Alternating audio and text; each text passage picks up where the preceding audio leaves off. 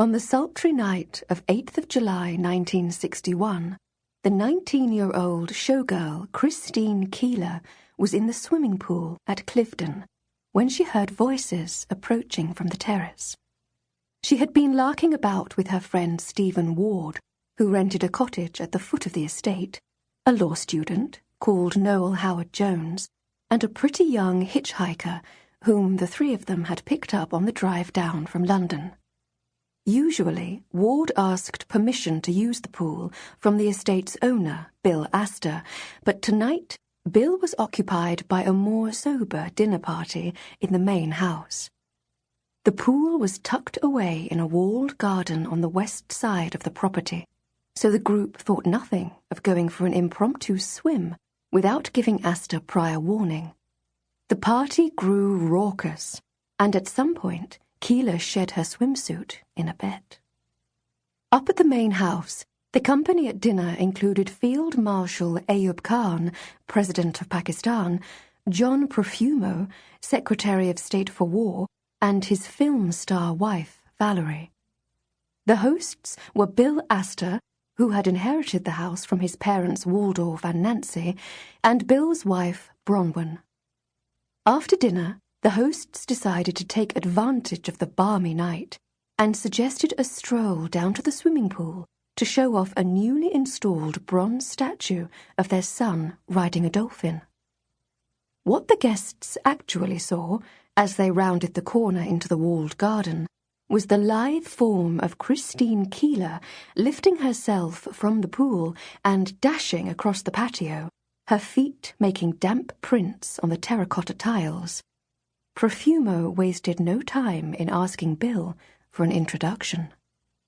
Late that night, Keeler returned to London to pick up a couple more of Ward's girlfriends, and the next morning they were all driven back to Cliveden by the Russian naval attaché and intelligence officer Evgeny Ivanov.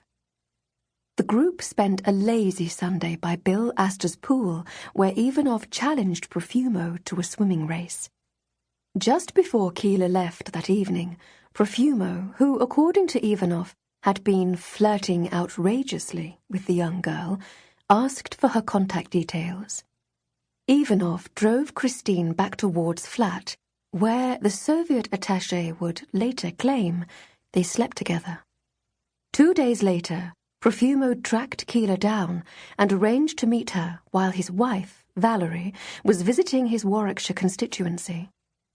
It marked the beginning of a tepid, half-hearted liaison, which Keeler, who once cooked them sausages before they had sex in front of the television, described as a very, very well-mannered screw of convenience.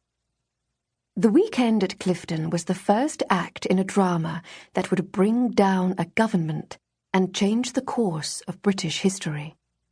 The apparent ménage à trois between the Minister of War, a Soviet spy, and a good-time girl made Cliveden synonymous with scandal in the collective consciousness of an entire generation.